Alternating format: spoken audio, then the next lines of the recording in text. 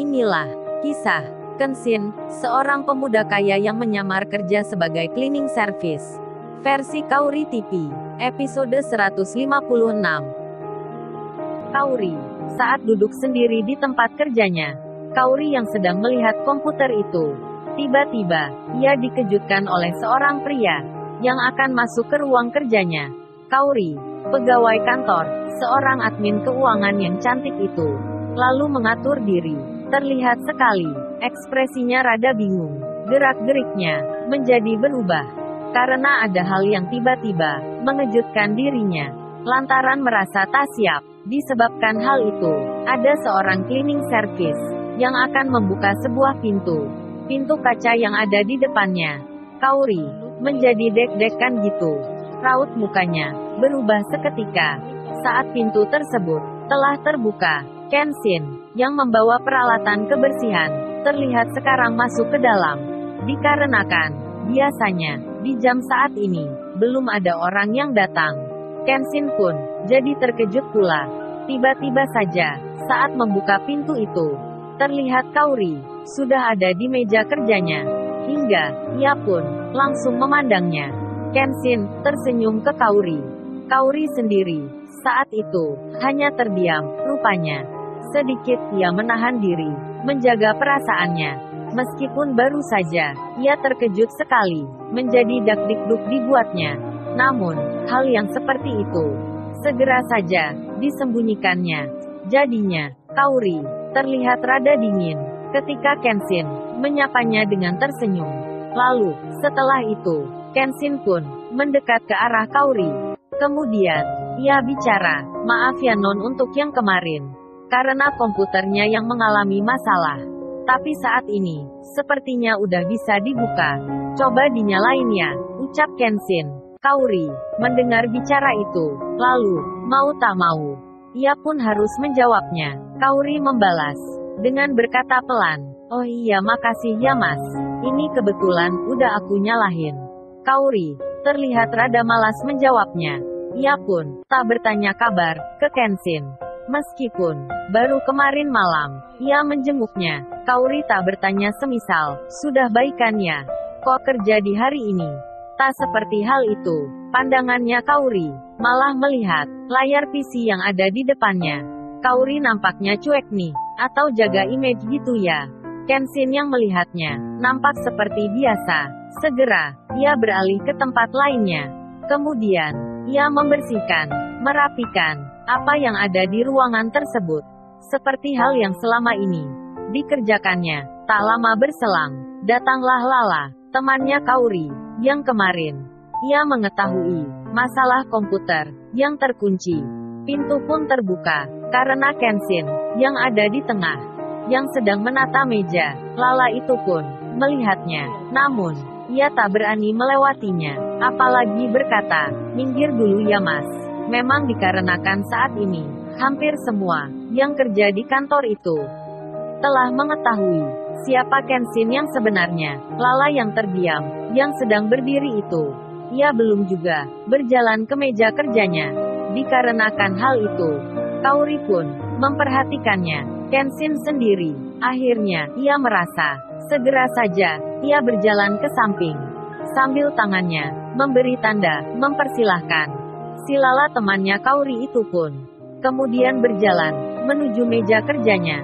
Tentu saja, ia masih merasa segan, tak berani banyak bicara, seperti hari yang biasanya. Yang ia kerap kali, menggoda Kaori. Mungkin di benaknya berkata, karena Kenshin, yang diketahui ini, adalah tipe pria pendiam, hingga Lala pun, juga sama, menjaga diri. Ia terdiam, tak bicara sedikit pun. Kemudian, beberapa menit berlalu, para karyawan telah tiba. Kenshin pun, sudah meninggalkan kantor itu. Ia beralih ke tempat lainnya. Seperti biasa, dan pasti pula, si Lala itu, bertanya ke Kaori. Tentunya, masalah kata sandi, komputer, serta yang lainnya. Waktu berjalan, aktivitas kerja pun, telah dimulai. Para karyawan dan pegawai, nampak sibuk di masing-masing. Kaori, di sela itu, pandangannya, beberapa kali, melihat ke arah luar. Nampaknya, ini tak seperti apa yang biasa ia lakukan. Hingga banyak temannya yang ada di kantor itu sedikit memperhatikan. 1 jam pun berlalu.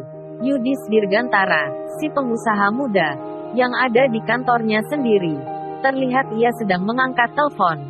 Nampaknya ada relasi bisnis sedang bicara dengannya. Yudis pun nampak sibuk di pagi itu. Lalu, tak lama kemudian, temannya pun datang. Mereka itu juga pemilik jabatan di tempat ini. Setelah Yudis selesai bicara di telepon, temannya pun berkata, sambil memberitahukan, Yud gimana nih? Ada pihak kantor PT Intel Corporation sekarang minta bertemu. Katanya sih ini sekedar bicara masalah waktu pengiriman. Yudis pun menjawab, waduh friend, ini entar ada klien besar kesini. Gua harus menemui. Coba lu bicara aja sama Rina dan Mei Mei. Suruh mereka yang datang ke sana. Sekalian peseninnya pada mereka. Kalau lihat cleaning service yang kemarin. Yudis itu, di hari kedua ini, tak bisa datang ke perusahaan tempatnya Kenshin bekerja. Lantaran ada kepentingan yang tiba-tiba.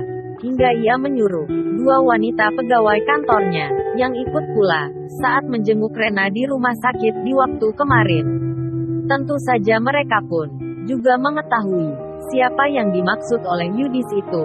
Tepat jam 11 lebih 5 menit di hari Selasa ini, saat beranjak siang, kedua wanita yang menjadi perwakilan dari perusahaannya telah tiba di tempat tujuan.